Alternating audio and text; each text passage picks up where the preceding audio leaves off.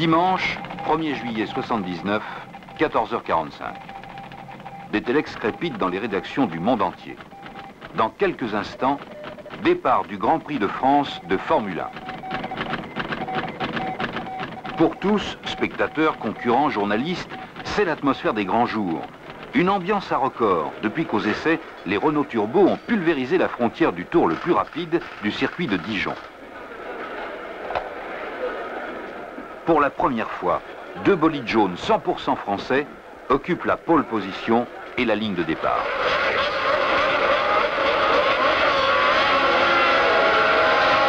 Pourtant, il y a quelques jours seulement, le doute subsistait encore.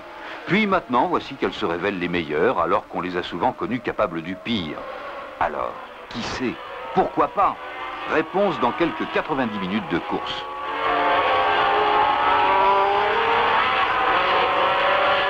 Soudain, à quelques kilomètres de l'arrivée, tandis que Jabouille est en tête depuis 30 tours, devant 120 000 spectateurs au souffle coupé, se déroule la fin de course la plus fantastique de l'année. À plus de 200 km/h, roue dans roue, Arnoux sur Renault et Villeneuve sur Ferrari se disputent la seconde place en un fantastique ballet de virtuosité et de courage. Un suspense qu'on n'est pas prêt d'oublier. 16h38, première victoire 100% française dans un Grand Prix. Pour Renault, Elf et Michelin, c'est la récompense de 4 ans d'efforts, la confirmation d'un pari technique unique dans l'histoire du sport automobile. Faire gagner une Formule 1 avec un moteur suralimenté. La Formule 1, elle commence autour d'un homme, le pilote. Parfaitement installé dans un habitacle fonctionnel, il donnera toutes ses possibilités avec une machine à sa mesure.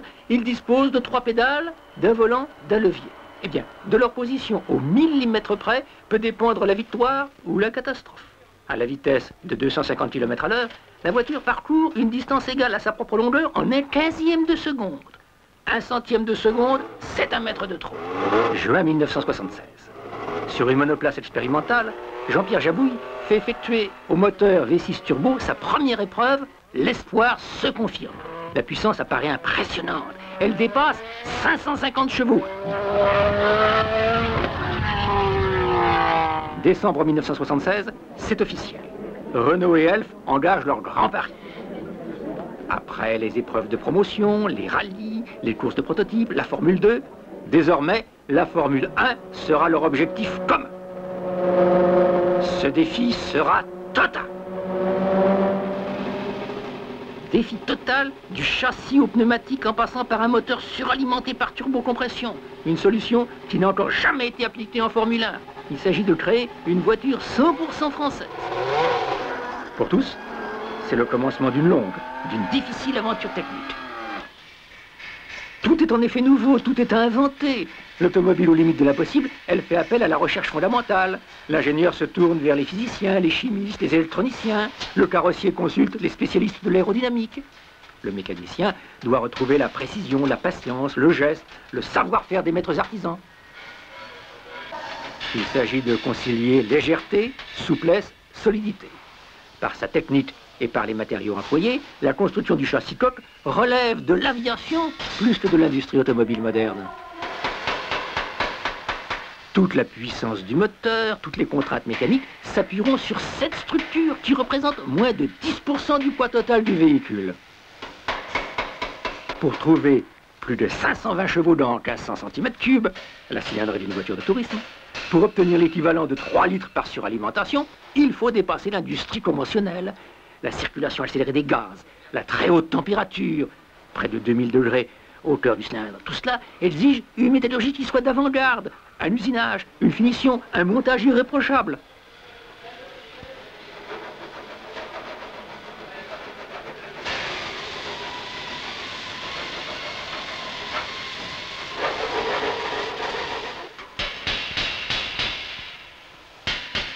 Tout devient démesuré, nouveau, difficile à imaginer.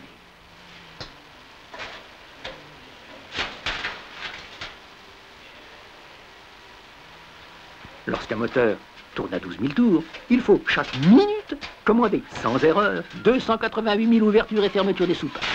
Cela représente près de 5 000 interventions mécaniques chaque seconde. À ce même régime, il faut avec une précision qui atteint le millionième de seconde, allumer 600 étincelles par seconde, soit plus que le double des meilleurs moteurs de série. Et toujours à raison de 12 000 tours par minute, les pistons du V6 parcourent ensemble plus de 100 mètres par seconde.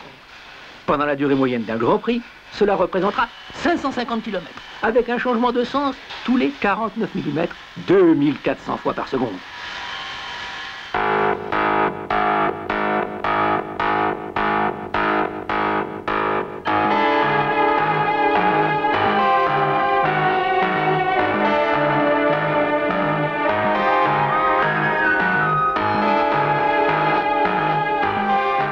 De nos jours, un moteur et un châssis, aussi performants soient-ils, ne suffisent plus pour gagner. Un troisième facteur essentiel entre en jeu, l'aérodynamisme. Là encore, il y a du savoir-faire dans l'air, un certain sens du mouvement des corps dans un fluide, un coup d'œil exercé qui sait rapprocher la forme de la fonction.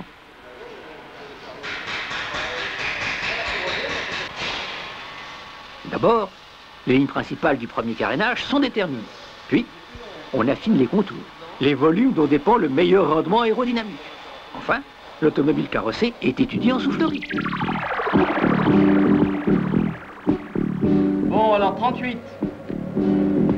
Idem 27, bêta 0 degré, arrière 4e coupe, équerre 1 cm sur capot avant.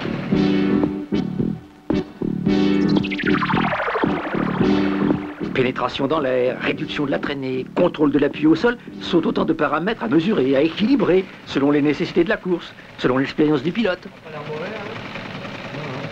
Oui, on a un poil plus haut en vitesse, mais enfin, donc c'est Z, le CZ, c'est le CZ. Hein. En fait. Non, parce que...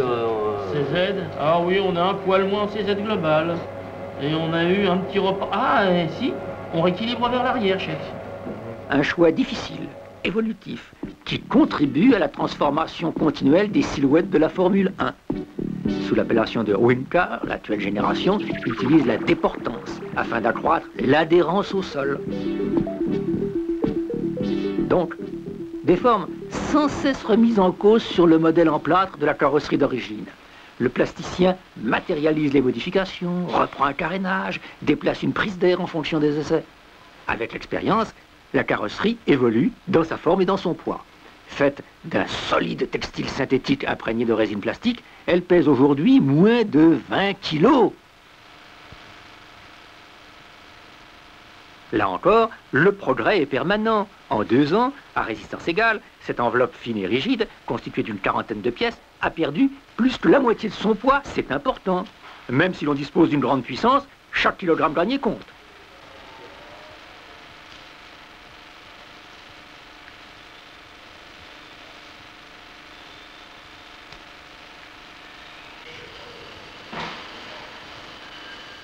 Mai 1977, la F1 Turbo RS01 fait son entrée officielle devant la presse automobile.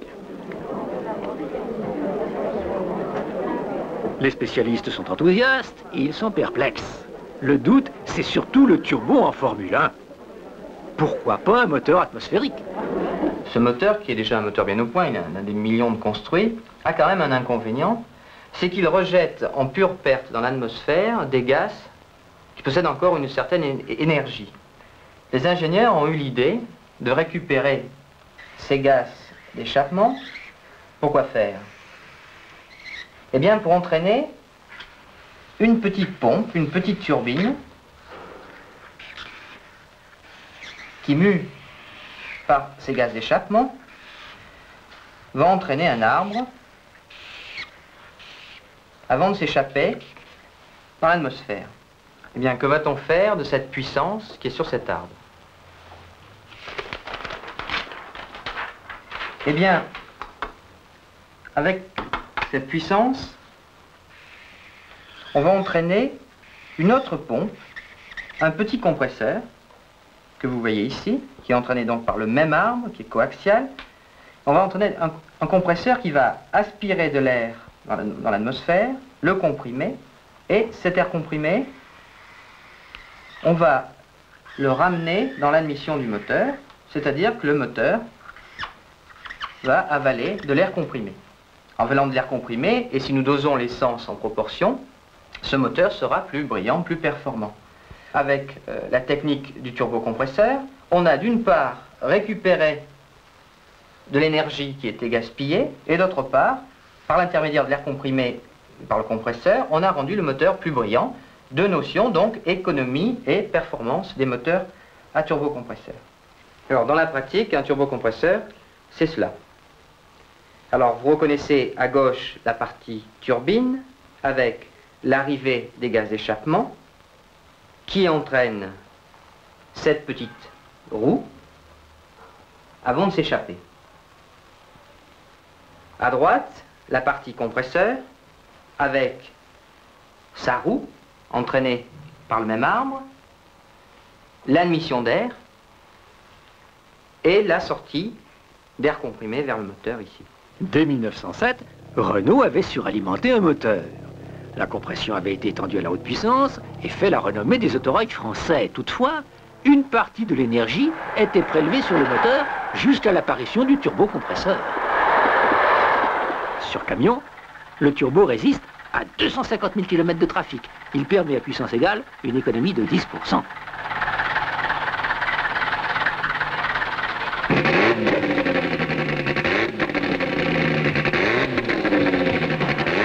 Adapté à la Renault 5, le turbo place ce modèle au plus haut niveau des grands rallyes internationaux. Commercialisée, la voiture sera la plus rapide des petites européennes de série. Associé au moteur de base V6, champion d'Europe 77 de Formule 2, le turbo prouve avec éclat ses aptitudes sportives en remportant les 24 heures du Mans 78. En Formule 1, confrontation au sommet de la compétition automobile, le progrès, l'invention technique font la loi chez tous les constructeurs. Pour Renault, les difficultés de mise au point sont en rapport avec l'ambition de ce projet. Ce sont 25 000 km sur piste, sans compter les grands prix qui auront permis de maîtriser ce puissant, ce tout nouveau bolide confié au pilote d'essai Jean-Pierre Jabouille. Il s'agit d'abord de créer une nouvelle conduite qui tienne compte du temps de réponse du turbo et de sa puissance. Il faut partir, s'arrêter des centaines de fois, souvent après un seul tour de circuit pour un petit tour de vis. Passer des heures de mécanique au stand dans le camion atelier. C'est mieux qu'on essaie de remettre la puissance normale du moteur pour les Tout températures. est étudié, apprécié, mesuré, enregistré.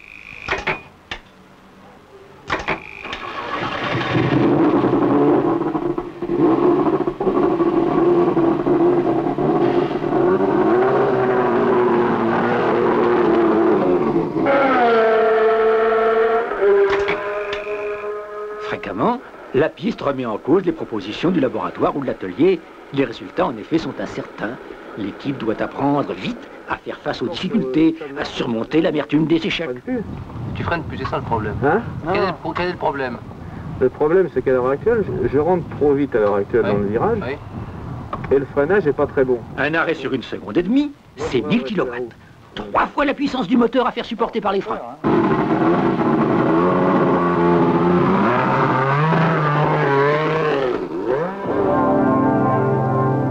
L'obstination, un certain sens du recul et de la décision sont des qualités indispensables aux pionniers de la Formule 1. Cela fait partie des enseignements qu'apporte ce projet.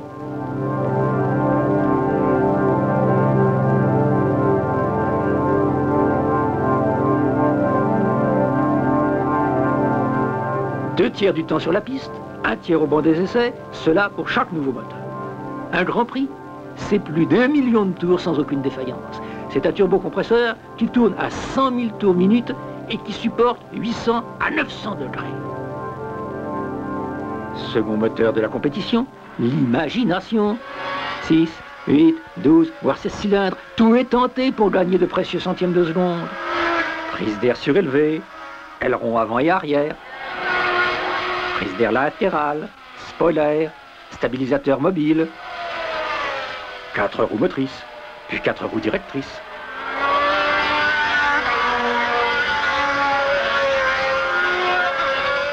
Et même un ventilateur arrière pour accroître l'adhérence au prix d'une dépression sous la voiture. Toujours à la recherche du meilleur appui, la coque devient une aile renversée. C'est avec le turbo la dernière nouveauté des circuits.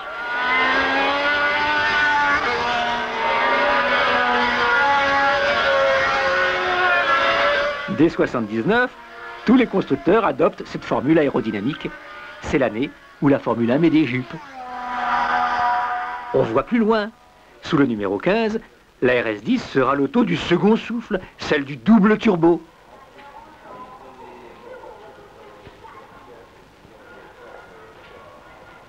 En mai 79, une entrée officielle est remarquée. Nouvelle silhouette et nouveau pilote, René Arnoux rejoint Jean-Pierre Jabouille. La grande rencontre a commencé bien des années auparavant avec les formules de promotion Renault Elf.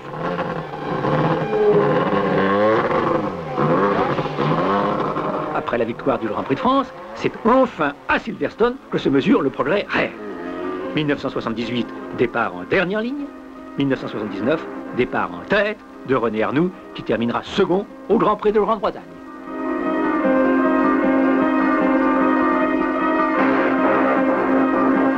Dorénavant, il faudra tenir compte des voitures jaunes dans le championnat du monde de Formule 1. Les pionniers du moteur turbo suralimenté font des adeptes.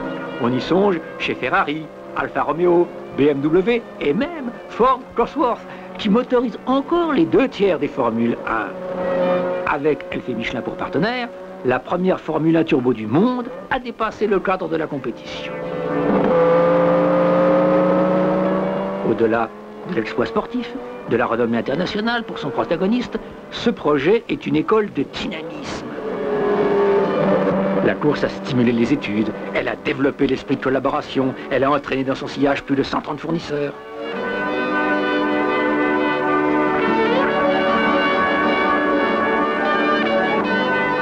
L'automobile à la limite de l'impossible, c'est un ambitieux projet. C'est l'aventure des temps modernes. C'est d'abord le plus judicieux des investissements industriels, car elle constitue le laboratoire des nouvelles technologies dont bénéficiera la voiture de demain.